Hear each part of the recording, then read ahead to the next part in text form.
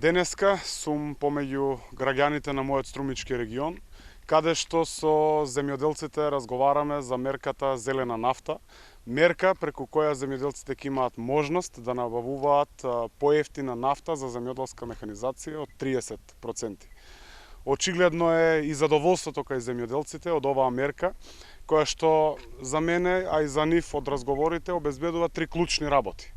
А тоа е нормално намалување на цената на самото производство, секако обезбедување на многу поконкурентни земјоделски производи и трето и најважно, преку оваа мерка враќаме пари директно назад кај земјоделците, односно ги подобруваме семејните буџети на земјоделците.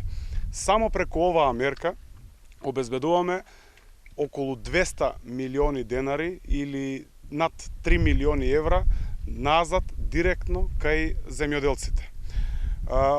Од тоа кој колкав износ ќе земе зависи нормално од производството кој го има пријавено, видот на производството кој го има пријавено за субвенции. Вреди да се спомене дека највисокиот износ кој што може да го имаат на картичките е лимитиран на 100.000 денари.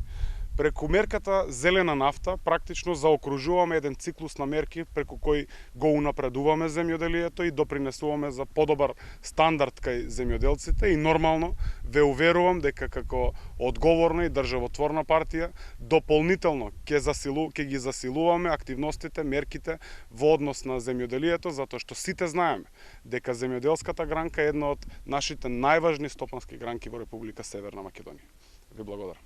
Почне ли дистрибуцијата на персонализираните картички за зелена нафта до земјоделците и кој е оној рок до кога сите земјоделци треба да ги добијат овие картички за зелена нафта? Од она што знам дека дистрибуцијата на персонализираните картички се одвива без некои проблеми, знам дека земјоделците веќе пристапуваат, знам дека она што може да го точат како гориво во земјоделската механизација е евродизел горивото, и сметам дека нема да има никакви проблеми. Нормално сега се работи за градинарски и за полски култури, секако за лозови, за овошни насади, на земјоделци кои што имаат обработливо земјиште, секако и кои што имаат аплицирано за добивање на субвенции согласно програмата за директни плаќања од 2018 година.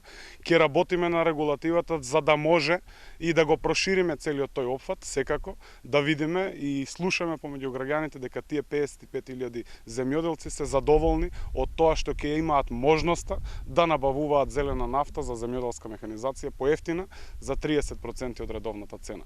Тоа е суштината и тука треба да го ставиме фокусот. Затоа што, како што реков, земјоделието е наша основна и многу важна стопанска гранка.